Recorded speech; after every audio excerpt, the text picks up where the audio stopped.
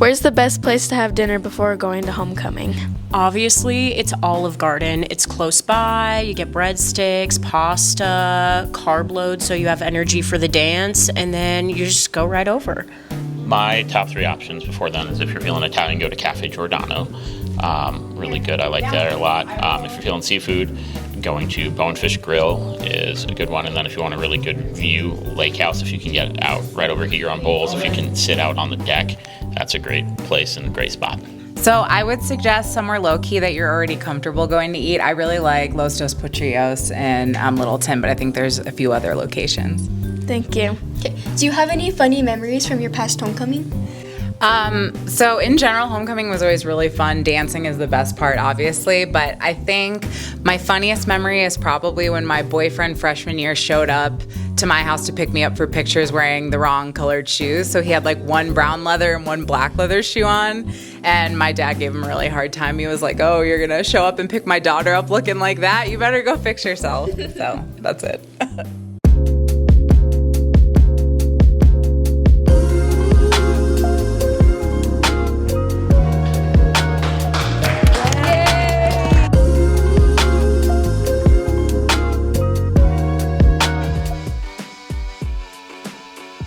Hey Bubba!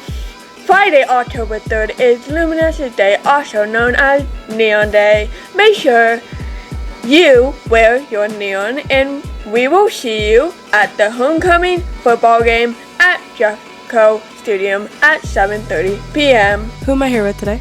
Mr. Chester.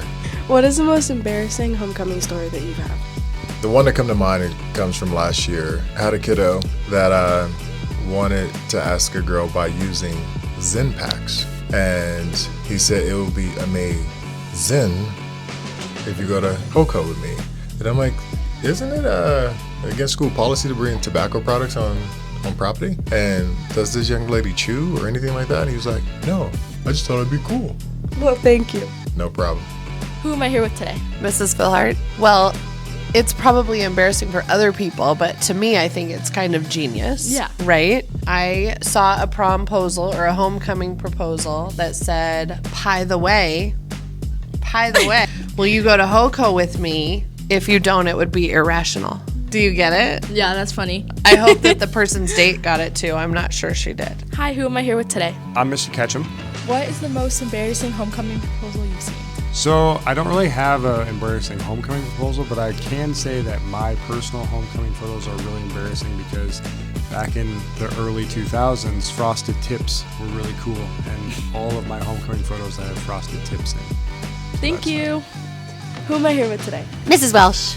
What is one embarrassing story or homecoming proposal that you have?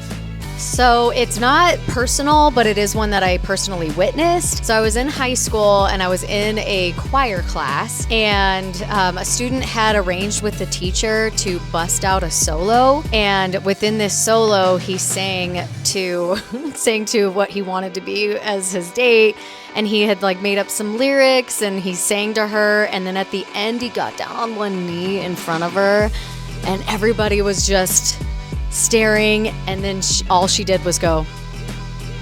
And we still had class left. Yeah, it was awkward for the rest of the class, and then we just felt so sorry for the kid, but we also understood where the girl was coming from. Oh gosh, that's super bad. Who am I here with today?